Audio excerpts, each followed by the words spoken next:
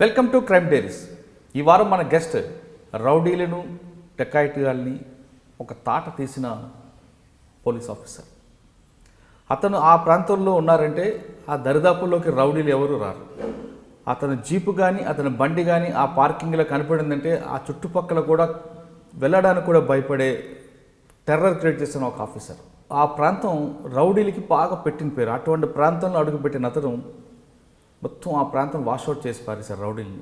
అంతేకాదు ఆ టైంలో కారంచేడులో దళితులపై దాడి, దళితులు ఊచకొద్ద జరిగింది. అప్పుడు అతనే ఎస్ఐ. అక్కడ ప్రారంభమైన అతని ప్రస్థానం వైశ్య బ్యాంకు లూటీ వరకు కొనసాగింది. అన్ని కేసుల్లో కూడా పూర్తిగా బ్రేక్ త్రూ తేవడం, ఫిజికల్గా కూర్చొని అక్కడ క్లూ సంపాదించే వరకు బయటికి వెళ్ళిన ఆఫీసర్ పేరు సుంకర సాయిబాబా. సుంకర సాయిబాబా గారు ప్రకాశం జిల్లా చీరాల కానీ సోట్టపురం కానీ మార్కాపురం ఆ ప్రాంతంలో అతని పేరు చెప్తే చాలు రౌడీలందరికీ గుండెల రైలు. సాయిబాబా వచ్చారంటే చాలు అతనితో ఫేస్ చేయడం కాదు ఆ చుట్టుపక్కల కూడా ఉండడానికి భయపడేవారు. అలాంటి సాయిబాబా గారు ఈ వారం మన గెస్ట్. సాయిబాబా గారిని అడిగి అప్పట్లో కారంచేడులో ఏం జరిగిందనే విషయం ఆయనకి తెలుసు. సాయిబాబా గారు నమస్తే అండి. నమస్తే అండి. ముందుగా అందరికీ నమస్కారం. సాయిబాబా గారు, ఒక్కసారి మీరు కారంచేడు వ్యవహారంలో ఆ దళితుల ఊచకోత అనే వ్యవహారంలో అప్పుడు మీరు ఎస్ఐ ఫస్ట్ స్పాట్కి మీరే విజిట్ చేశారు. అసలు ఏం జరిగిందండి? అసలు కారంచేడు అనేది ఇప్పటికీ అది జనానికి అర్థం కాని విషయం. దళితులకి అగ్రవర్ణాలకు మధ్య జరిగిన వివాదమా లేదా బ్యాక్గ్రౌండ్ ఇంకేమైనా ఉందా? అంటే యాక్చువల్గా ఫస్ట్ మీరు ఫిజికల్గా వెళ్ళారు కాబట్టి దాని మూలాలు మీకు తెలుస్తాయి. అది చెప్పే ముందు మీరు చీరాల్లో రౌడీజం ఎలా కంట్రోల్ చేశారు, ఆ వేటపాలెం రౌడీజం ఎలా కంట్రోల్ చేశారు, కారంచేడులో రౌడీజం, పక్కన కొంకల మర్రు, రకరకాల వ్యక్తులంతా ఆ ప్రకాశం జిల్లా ఒంగోలుకి వచ్చి అడ్డాలు చూపించారు. ఆ ఒంగోలు అనగానే గతంలో రౌడీజం మంచి పేరు ఉండేది. ఇప్పుడు మీరు వచ్చిన తర్వాత అది బాగా వాషౌట్ అయింది.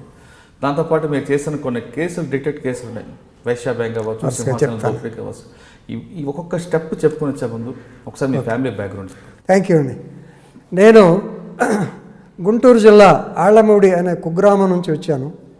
బేసికల్గా మాది వ్యవసాయ కుటుంబం. చాలా హంబుల్ బిగినింగ్. ఆల్మోస్ట్ నిరుపేద అంటే తినడానికి ఉండేది కానీ అంత పెద్ద ఉండేది కాదు. చాలా మామూలు స్థితిలో ఉండేవాడిని. మా కుటుంబంలో నేనే ఫస్ట్ గ్రాడ్యుయేట్ని. నా తండ్రి గారు నన్ను ఉద్యోగస్తుడిగా చూడాలని అన్న భావంతో సహజంగా స్కూల్ డేస్ అయిపోయిన తర్వాత వెంటనే పొలంకి పోవటం, గేదెలను కడుక్కోవటం, లేదా వ్యవసాయం దీని మీద ఇంట్రెస్ట్ ఉండేది. అలా కాదని చెప్పి మా నాన్నగారు నన్ను ఒక టీచర్ దగ్గర ఆల్మోస్ట్ ట్యూషన్కి పెట్టారు. ట్యూషన్కి డబ్బులు ఇవ్వలేని పరిస్థితి అండి, కేవలం శుశ్రూష కింద పెట్టారు. ఆయనకి రోజు మంచినీళ్ళు తీసుకెళ్ళి ఇచ్చేవాళ్ళం. మొత్తానికి ఆయన మాత్రం మాకు మోరల్స్ బ్రహ్మాండంగా నేర్పారండి. అక్కడ నుంచి నా కెరియర్ స్టార్ట్ అయింది. అలాగే మా ఊర్లో ఉన్నటువంటి హై స్కూల్ సేవ చేసుకుంటూ ఆల్మోస్ట్ అలాగే అదృష్టం కూడా నిజంగా అదృష్టం అండి. ఆ తర్వాత ఆ school SSR ZP high school Donepudi, of course famous person మనకు నాదెళ్ల భాస్కరరావు గారు ఉన్నారు. వారు కూడా అదే స్కూల్ స్టూడెంట్. అది అయిపోయిన తర్వాత ఎస్ఎల్సీకి వచ్చినప్పటికే వేరే స్కూల్కి రావాల్సిన పరిస్థితి వచ్చింది. అక్కడ I was the high school first, then I went to graduation, PUC graduation అంతా తెనాల్లో చేశానండి. తెనాలు చేసిన తర్వాత టెలిఫోన్ డిపార్ట్మెంట్లో అప్పుడు ఏంటంటే బాగా మార్కులు వచ్చిన వాళ్ళకి పిలిచి ఉద్యోగాలు ఇచ్చేవారు. టెలిఫోన్ డిపార్ట్మెంట్లో 1974లో జాయిన్ అయ్యాను. మ్యారేజ్ అయిపోయింది. సహజంగా పల్లెటూరు కదా, మా నాన్న ఉద్యోగం వచ్చింది కదా పెళ్లి చేశాడు. చేసిన తర్వాత మా ఫాదర్లా కొంచెం గెస్ట్ చేశాడు, ఇది it is not a suitable job for you అని చెప్పి యూస్ టు గివ్ అప్లికేషన్స్ ఇచ్చేవారు. అలాగా 1975లో పోలీస్ శాఖలో సబ్ ఇన్స్పెక్టర్ ఉద్యోగానికి మేమంతా పరీక్ష రాయటం, మాతో పాటు సినిమా యాక్టర్ చిరంజీవి గారు కూడా ఆ రోజున పరీక్ష రాశాడు. మేమంతా that was the first examination, return examination sub ఇన్స్పెక్టర్గా జరిగింది 1975 హిందూ కాలేజ్లో. మీతో పాటు చిరంజీవి తర్వాత సందర్భంలో చెప్పాడు ఆయన. అప్పుడు తెలియదుగా మాకు చిరంజీవి ఎవరో తెలియదు. సరే, ఆ తర్వాత నెక్స్ట్ 76లో పోలీస్ శాఖలో ప్రవేశించానండి. First place. కానీ మీరు 76లో డిపార్ట్మెంట్కి వచ్చేటప్పుడు చిరంజీవి కూడా మీతో పాటు రాశారు, అతను రాలేదా? లేదండి, వాళ్ళు సెలెక్ట్ కాలేదనుకుంటున్నాను. మేము కొద్దిమందే సెలెక్ట్ అయ్యారు. చిరంజీవి గారు సినిమా వైపు ఆయనకి అదృష్టం ఉందండి, మనకి ఇలా చేయాలని. అందుకని దాంట్లో ఉన్న వాళ్ళు కూడా నాకన్నా ముందు I was the state third person in the interview. Second వచ్చినటువంటి టి సన్యాసి అప్పారావు గారు అని చెప్పి he became an IAS officer. దీంట్లోంచి వెళ్ళిపోయారు. ఫస్ట్ ఆయన అసలు రాలేదు. He did not select the job most likely. నేను మాత్రం డిపార్ట్మెంట్లో ఉండిపోయాను. తర్వాత 1976 96లో ప్రకాశం జిల్లాకి అలాట్ చేపట్టడం, అలాగే మొట్టమొదటి ఈపురపాలెం పోలీస్ స్టేషన్ అని చీరాల రూరల్ అంటారండి, ఆ పోలీస్ స్టేషన్లో జాయిన్ అయ్యాను. అది ఈపురపాలెం అనగానే స్టూవర్టపురం అని మీరంతా వినే ఉంటారు, కోర్స్ ఇల్ ఫేమస్ స్టూవర్టపురం డెకాయిడ్స్ భయంకరంగా జరుగుతూ ఉంటాయి.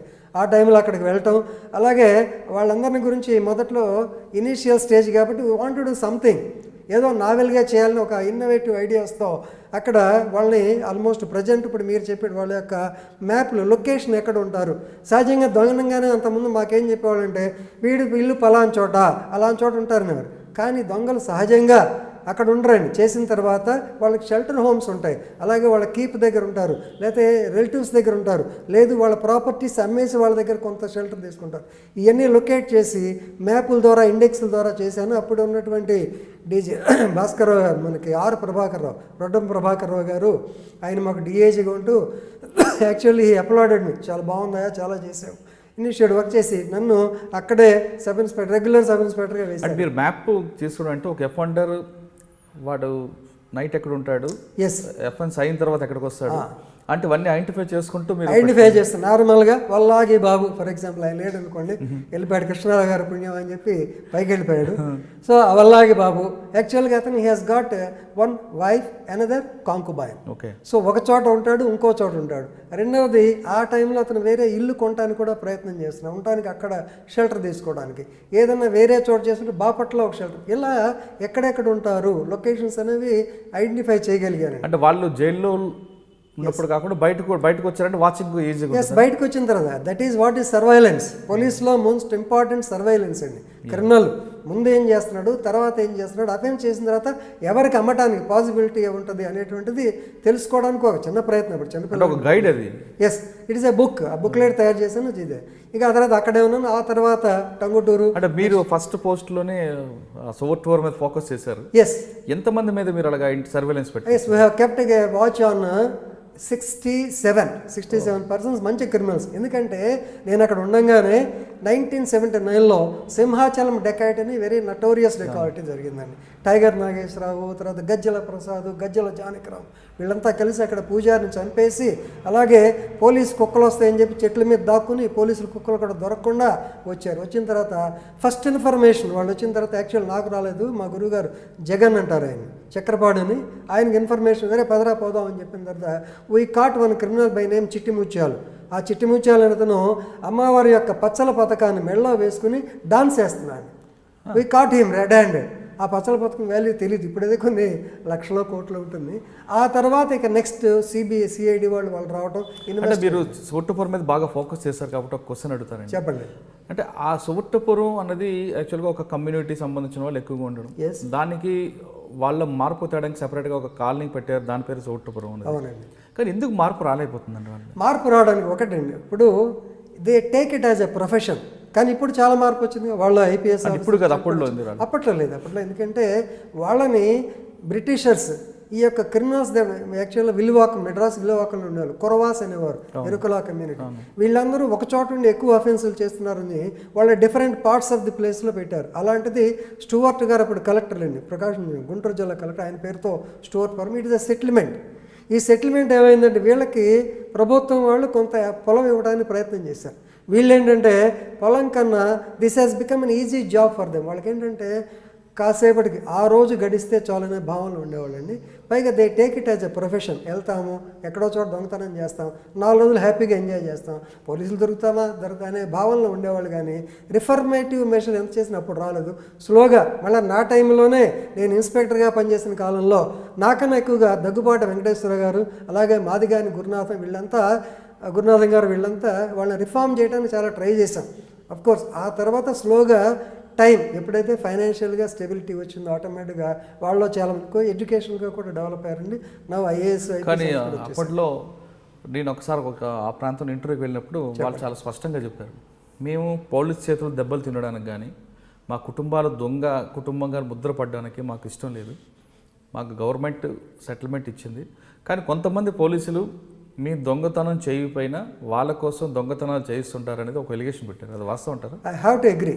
కాదంటాం లేదు. ఎందుకంటే ఆ కాలంలో ఖచ్చితంగా దొంగతనం చేయమని కాదు, కానీ ఏదైనా దొంగతనం జరిగితే లిస్టులో ఉన్న క్రిమినల్స్ దగ్గరికి వెళ్ళటం, వాళ్ళని రాకురావటం, వాళ్ళ దగ్గర ఉన్న ప్రాపర్టీ, వాళ్ళు వేరే దొంగతనం చేసిన ప్రాపర్టీ తీసుకురావడం, వాళ్ళ మీద పెట్టేసేవాళ్ళు. ఎందుకంటే crime has to be controlled. దానికోసం కొన్ని అంటే కరెక్ట్గా 100% చేసేవాళ్ళు, కానీ కొన్ని జరిగాయి. శంకర్ సాయిబాబా లాంటి వారు దాన్ని మాత్రం అడ్మిట్ చేయాల్సింది. శంకర్ సాయిబాబా గారు లాంటి పోలీస్ ఆఫీసర్స్ మంచి రూట్లోకి వెళ్ళొచ్చు, లేదా మా కృష్ణారావు గారు లాంటి కానీ మీరు చెప్తున్న దగ్గుబాటి వెంకటేశ్వర గారు. కానీ కొంతమంది ఆఫీసర్లు తమ స్వయం వాళ్ళ బెనిఫిట్స్ కోసం ఈ శివట్టుపురం గ్యాంగ్ని కొన్ని ప్రాంతాలు పంపించి అక్కడ దొంగతనాలు చేయించి తీసుకురావడం, ఆ ప్రాపర్టీని వీళ్ళు వాడుకోవడం. అక్కడ పోలీసులు ఇక్కడికి వస్తే వాళ్ళకి సపోర్ట్ చేయకుండా సెటిల్మెంట్ చేసి పంపించారనేది కూడా ఒక ఎలిగేషన్. ఓకే, అది నేనైతే అగ్రీ చేయనండి, అది కరెక్ట్ కాదు. కాకపోతే ఏంటంటే కొన్ని సందర్భాల్లో వాళ్ళతో మాట్లాడినప్పుడు ఒరే మా ఏరియాలో దొంగతనం చేయకుండా అనేటువంటి సందర్భాలు ఉంటాయి, చాలామంది అంటారు. ఎందుకంటే నేను అప్పుడు అక్కడ సబ్ ఇన్స్పెక్టర్ పోలీస్ ఆఫీసర్గా పనిచేసినప్పుడు హైదరాబాద్ వస్తే వీళ్ళు ఇదే అనేవారు, ఏమయ్యా మీ ఏరియాకి వస్తే మీరు మాకు సపోర్ట్ చేయరని. దానికి రకరకాల కారణాలు ఉంటాయి. ఒకటండి, రాగానే ఇమీడియట్గా కొంచెం ఇబ్బందులు కూడా ఉంటాయి. ఎందుకంటే నాకే జరిగింది అది. నేను ఓవర్ యాంగ్జైటీ మీద ఒక పోలీస్ ఆఫీసర్ వస్తే ఆయనకి ఈ కేసులో మొత్తం అంతా చెప్పడం, మా ఇన్ఫార్మర్ చూపించాను. చూపిస్తే ఇన్ఫార్మర్ ఏం చెప్పాడు, తనకి సిగ్నల్స్ ఇచ్చాడు. వీళ్ళేం సిటీ వాళ్ళు, ఆ సిగ్నల్స్ దే డోంట్ అండర్స్టాండ్. మాకైతే అలవాటు కర్చీఫ్ వేయటం, లేదా తుమ్మటం, లేదా చెయ్యి ఇట్లా సిగ్నల్ మాకు అలవాటు. వీళ్ళకి తెలియక ఇన్ఫార్మర్ సిగ్నల్ ఇచ్చిన వీళ్ళు వెళ్ళకపోయేటప్పటికే అతను ఐడెంటిఫై చేశాడు criminal. Our informant was killed. అయ్యో, చాలా ఇబ్బంది పడ్డాం పరిస్థితి. వీళ్ళు యంగ్స్టర్స్, మా బ్యాచ్మేట్ హైదరాబాద్ నుంచి వచ్చారు. కొన్ని ఇబ్బందులు ఉంటాయి. ఏదైనా సరే ఒకటండి, వాళ్ళని క్రైమ్ ఎంకరేజ్ చేయమని మాత్రం చెప్పరు. కాకపోతే కొన్ని సందర్భాల్లో ఆ ప్రాపర్టీని వేరే కేసుల్లో చూపించిన సంఘటనలు ఉన్నాయి. ఓకే, అంటే వాళ్ళు మీరు చెప్తున్న సిగ్నల్స్ ఏ విధంగా ఇస్తుంటారండి? అది చెప్పడం రకరకాల, అది ప్రొఫెషన్ అండి. యాక్చువల్గా మాకంటే క్రైమ్ ట్యాకిలింగ్ సహజంగా నేనైతే ఏం చేస్తాను, సహజంగా కర్చీఫ్ ఉంటుంది, టవల్ అంటాం, ఆ టవల్ని ఇట్లా ఎగరేస్తాడు. ఎర్ర టవలు నైట్ టైం కనపడటానికి ఉండాలి. దాన్ని ఎర్ర టవల్ అనేది మాకు ఈజీ. రెండవది వాళ్ళకి నిక్కర్లు ఉంటాయి, ఆ నిక్కర్లో జేబులో చేయి పెడతాడు, చేయి పెట్టి వాళ్ళని తీసుకొస్తాడు. అదర్వైజ్ ఇప్పుడు ఇన్ఫర్మేషన్ లేదు, మేము ఏం చేయలేము. That is the only situation. రకరకాల పెట్టేవాళ్ళు. ఆ విధంగా మీరు చీరాల రోడ్లో కంటిన్యూ అయిపోయారు. చీరాల టౌన్లో కూడా పనిచేశారు. ఎక్కువ క్రైమ్ మీద బాగా కాన్సన్ట్రేట్. చీరాల టౌన్లో మీరు రౌడీలు వీపుల మీద విమానం మోగించేవారని ఒక ప్రేరు ఉంది. అది తప్పదు. పోలీస్ శాఖలో ఉన్నప్పుడు ఏంటంటే వీ హ్యావ్ టు ట్రీట్ రౌడీని రౌడీగా చూడాలి, మంచివాడిని మంచిగా వాడిగా చూడాలి. ఈ డివిజను కొద్దిగా చాలా కష్టమండి. అంటే ఇప్పుడు పెద్ద రిటైర్ అయిన తర్వాత మాటలు చెప్తాం పోలీస్ అండ్ పబ్లిక్ రిలేషన్స్ అని. ఆ కాలంలో ఏంటంటే ఈ పబ్లిక్ మా దగ్గరికి ఎవరు వస్తారు, ఎక్కువ టౌట్స్ వచ్చేవాళ్ళు, బయట వాళ్ళు వచ్చేవాళ్ళు కాదు. జెన్యున్ పర్సన్స్ ఏమో ఏడుస్తూ నిలబడేవాళ్ళు. సో కొన్ని తెలిసినంత వరకు చేసేవాళ్ళము. వీళ్ళు ఏంటంటే ఈ పబ్లిక్లో ఈ టౌట్స్ని మాత్రం ఎలిమినేట్ చేయడానికి ప్రయత్నం చేసి, రెండోది ఏంటంటే ఒకటి నేను ధైర్యంగా చెప్పగలను, I was always available to the public. మీరు మా గురువు గారు డివి సాయిబాబా గారు ఉండేవారండి. నేను వేటపాలెంలో పనిచేసిన పెద్ద సిచ్యువేషన్ వచ్చినప్పుడు పబ్లిక్లోకి వెళ్ళాం. ఆయన ఏమంటాడు, వెళ్ళకూడదు, ఏదో రకరకాలు ఉంది. అల్టిమేట్గా ఆయన చెప్పిన దాన్ని సరే ఏంటంటే పబ్లిక్లో మనం వెళ్ళి ఎస్ ఇది చేయగలము, ఇది చేయలేదని చెప్తే ఆటోమేటిక్గా పబ్లిక్ అప్రిషియేట్ చేస్తారు. మనం భయపడాల్సిన పని లేదు. ఎక్కడో లోపల తలుపులు వేసి కూర్చుని నలుగురు రండి మాట్లాడుతున్న పద్ధతి కాదు అని చెప్పేవారు. అదే చీరాలలో ఉన్నదాకా చీరాలలో మంచి మార్కెట్ ఏరియా ఉండడం వల్ల చుట్టుపక్కల అంటే మీరు ఇంకోలు అవ్వచ్చు, వేటపాలెం అవ్వచ్చు, సంతనోమగలరు, సంతనూతులపాడు, ఈ ప్రాంతంలో ఉన్న రౌడీలందరూ చీరాల చేరుకుంటారు. దానికోసమేనా? సహజంగా చీరాల ఏంటంటే it's a good town having about 70 villages in and around. వాళ్ళ కాలక్షేపం చీరాల కూడా క్లాక్ టవర్ సెంటర్. ఆ క్లాక్ టవర్ సెంటర్కి వచ్చి టీ తాగి లేదా కాఫీ తాగి వెళ్ళడానికి అదొక సరదా వాళ్ళకి. అవి వచ్చిన తర్వాత ఏంటి, వచ్చిన వాళ్ళు ఖాళీగా ఉండరు కదా, రౌడీ పని చేయాలి, లేదా దొంగోడి పని చిన్న దొంగతనాలు చేయాలి, అలా చేస్తూ ఉండేవాడు. ఆ సెంటర్ని ఆ పక్కనే పోలీస్ స్టేషన్ ఉండేది. పైగా కొంతమంది పక్కన మీరు చెప్పే కారంచేడు, లేకుండా కుంకలమర్రు, పరుచూరి విలేజర్స్లో పెద్ద పెద్ద మోతుబర్రేదండి. Karamchedu one of the richest villages. వారేం చేశారంటే ఇక్కడ ఉండటానికి అకామిడేషన్ కావాలి, రైల్వే స్టేషన్ దగ్గర బిల్డింగ్ కట్టుకోవడం, ఒక అద్దె తీసుకోవడం, అద్దె తీసుకుంటే అతనికి సపోర్ట్ కావాలి, 4 మనుషులు పెట్టుకునేవాడు. ఈ చీరాల సోకాళ్ళు ఆకు రౌడీ బ్యాచ్ ఆయన దగ్గర చేరడం, ఆయన కాస్త మందు ఇప్పిస్తే తాగడం, ఆ ప్రతాప్ ఇక్కడ చూపించడం, ఇవన్నీ ఉండేవి. మొత్తానికి కంట్రోల్ అయిపోయింది. చీరాల్లో ఓడరేవు ప్రాంతం కూడా ఒక ఎస్, వాటరేవు ఇట్ వాజ్ అన్పాపులర్ యాక్చువల్గా. వాటరేవు బీచ్ రిసార్ట్, ఐఎల్టీడీ వాళ్ళ గెస్ట్ హౌస్ సముద్ర తీరాన్ని ఉంది, బ్రహ్మాండంగా ఉండేది. దాని ప్రక్కనే సిప్ అండ్ డిప్ అని ఒక వచ్చింది. ఆ సిప్ అండ్ డిప్ వచ్చిన తర్వాత ఎంవి కృష్ణారావు గారు మాకు సూపరింటెండెంట్ ఆఫ్ పోలీస్గా ఉండేవారు. సో ఆయన దాన్ని కంట్రోల్ యాక్చువల్గా అది ఈపూరుపాలెం పోలీస్ స్టేషన్, నేను పక్కన సబ్ ఇన్స్పెక్టర్ పర్చూరులో ఉండేవాడిని. దాన్ని కంట్రోల్ చేయడానికి ఆయన మెథడ్స్ ఆయన ఉపయోగించారు. అక్కడ ఉన్నటువంటి కోటిరెడ్డి అనే ఎస్ఐ గారిని అక్కడ పెట్టి ఎవరైతే వస్తున్నారో వాళ్ళని ఆపేసి ఏం పర్పస్ మీద వస్తున్నారో అని చెప్పి కంట్రోల్ చేసేవారు.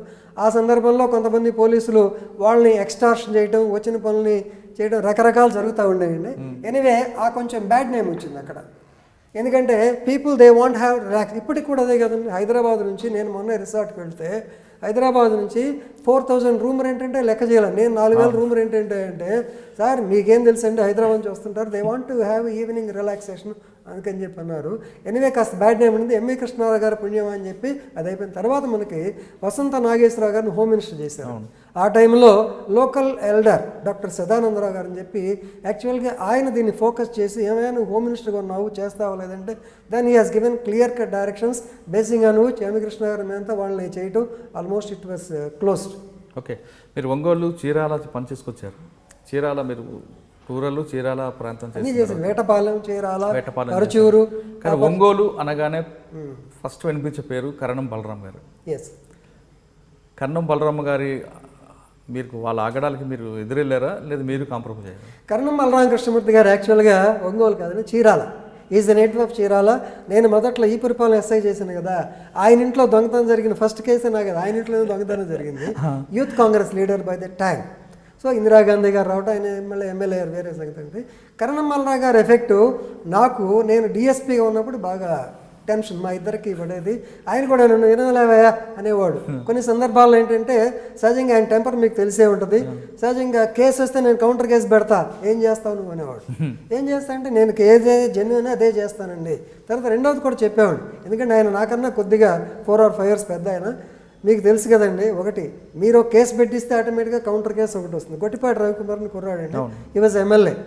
ఆయన ఏంటంటే సహజంగా వీళ్ళు వాళ్ళ ఏరియా వాళ్ళ మనుషులైతే సార్ ఎంత అన్యాయంగా SC ST కేసు పెట్టారంట, అదే అవతల అనుకోండి మా వాడి మీద కావాలని పెట్టారంట. ఈ 2 ఫ్రిక్షన్ వచ్చినప్పుడు బలరాం గారికి క్లియర్గా చెప్పారు, మీ వాడి తప్పు కాబట్టి డెఫినెట్గా I'm booking A case against him. మీకు ఆల్టర్నేటివ్ ఉంది, యూ కెన్ గెట్ బెయిల్, అది పెద్ద కొంపల ముందుగా కేసు ఏం కాదు. కానీ మీరు కౌంటర్ కేసు పెడతాం వల్ల రేపొద్దున వాళ్ళు 3 పెడతారు, మనకి ఇబ్బంది వస్తుంది. మీకు వద్దంటే ఏమయ్యా ఒక పని చేయి, నువ్వు చేయవు కదా, whom I have to tell, you tell the SP, ఆయన డైరెక్షన్ ఇస్తే నేను చేస్తానని చెప్పి అట్లా చేసుకునేవాడిని. But there was no friction కారణం వల్ల, ఎందుకంటే ఆయన చీరాల నేటివ్ అండి. వాళ్ళ సముద్రం తెమ్మ సముద్రం, మీకు ఎంకే సింగ్ గారు మీరు ఇంటర్వ్యూ చేశారు, అది ఇక్కడ చదివినట్టు గుర్తు. ఎంకే సింగ్ గారు టైంలో కరణం రామకృష్ణ అతను కేసు పెట్టమన్నారు. No we will not involve him అని చెప్పాను. అదైనా సరే ఆయన ఏంటంటే వాళ్ళ గొప్పతనం ఏంటంటే సహజంగా రాజకీయ నాయకులు ఎవరైతే మనం వింటాము అంటేనే వాళ్ళు మన దగ్గరికి అడుగుతారండి. ప్రెషర్ మామూలుగా వినము అనుకుంటే చెయ్యరు. రెండోది ఏంటంటే పొలిటికల్ పోస్టింగ్స్ ఆ కాలంలో తక్కువ, ఇప్పుడు కొంచెం ఎక్కువైనాయి డైరెక్ట్గా చెప్పాలి తప్ప రిటైర్ అయిన పోస్టింగ్ కోసం సహజంగా ఎమ్మెల్యే లెటర్ తీసుకొచ్చిన పరిస్థితి ఇప్పుడు వచ్చింది. ఆ రోజు అలా లేదు కదా.